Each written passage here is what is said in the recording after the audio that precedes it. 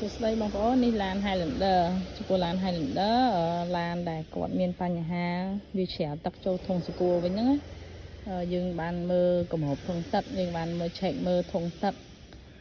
អីហើយនឹងក្លាប់ពេអីយើងមើលហើយអស់ហើយប៉ុន្តែវានៅតែច្រាវទឹកចូលក្នុងធុងសកួរវិញដដែលអញ្ចឹងឥឡូវយើងមកមើលដល់ខាងក្នុ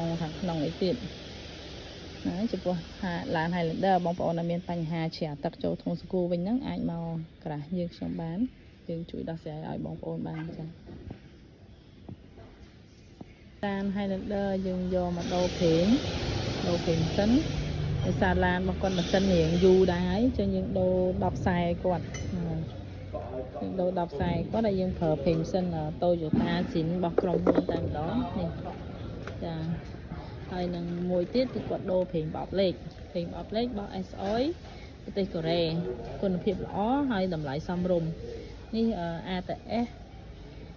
Multi Fully Synthetic គុណភាពល្អបងប្អូនហើយតម្លៃយើងអាចទទួលយកបានហើយនឹងគាត់ធ្វើការដូរតម្រងប្រអប់លេខដែរនេះមានធ្វើការដូរតម្រងប្រអប់លេខចឹងនេះវាមានកន្លែងត្រង់ក្នុងនេះហើយកន្លែងនេះវាជួយច្រោះកតិកទីនៅក្នុងប្រអប់លេខហ្នឹងណាកុំឲ្យវាហូរវាចូលទៅក្នុងទៀតធ្វើឲ្យវាទឹករិចរលខាងក្នុងអញ្ចឹងបើបងប្អូនដែលមិនដែលបានដូរតម្រងប្រអប់លេខគួរតែធ្វើការផ្លាស់ប្ដូរចេញទៅនេះអានេះយើងដោះកតាចេញមកយើងដូរតម្រងហ្នឹងហើយតម្រងហ្នឹងវានៅក្នុងកតា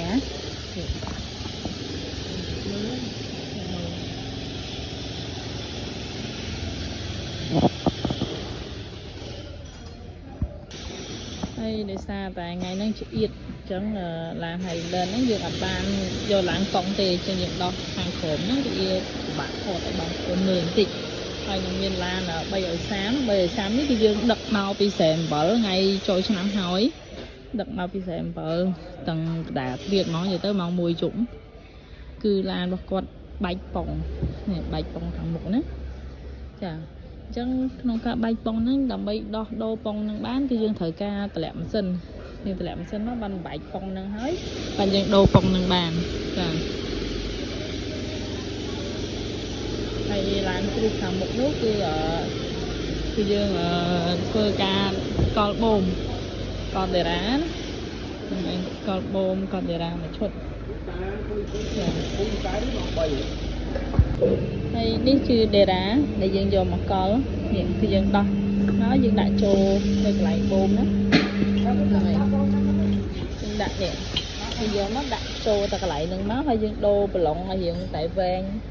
ប្រឡងទេនេះគឺយើងដូរប្រឡងឲ្យរៀងវែងបន្តិចដើម្បីដាក់ជាប់មួយអាកណល់ហ្នឹងអញ្ចឹងធ្វើឲ្យកម្ពស់ឡានគ្រូរបស់យើងនោះរៀងខ្ពស់ជាងបន្តិចខាងមុខ2ហ៊ុនខាងក្រោយ2ហ៊ុនកន្លះអញ្ចឹងកន្លែងទួលល្មមដែលយើងជិះជាប់តកើនោះវាអាចនឹងលែងកើវិញអញ្ចឹងណាចាហើយវាអត់មានប៉ះពាល់អីទេចំពោះការកលបូមហ្នឹងវាអត់មានកែច្នៃអីឬក៏ស្វាងឬក៏ឆាបកាត់អីអត់មានទាំងអស់គឺយើងយកតែកណោយកដាក់ជាមួយនឹងបូមអញ្ចឹងមកហើយនឹងដូរតែប្រឡងឲ្យវែងទៅយើងយកទៅចាប់ចូលវិញជាការស្រេចចានេះបូមណានេះយើងយកមកដាក់តែអញ្ចឹងមកហើយយើងចាប់ចូលទៅវិញទៅ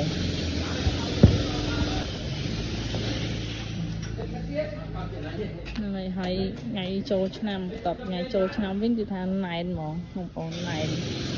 ចានេះទៅភាសាអស់ហើយពីផឹកហ្នឹងទៅភាសាអស់ខ្លះហើយចាហើយនេះឡាន470យើងធ្វើការដូរកញ្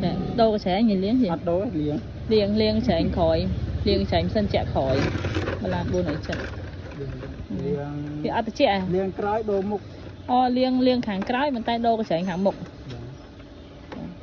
ជាវាដីច្រើនពេកអត់ជាក់ស្ទើរហើយខំក្លិន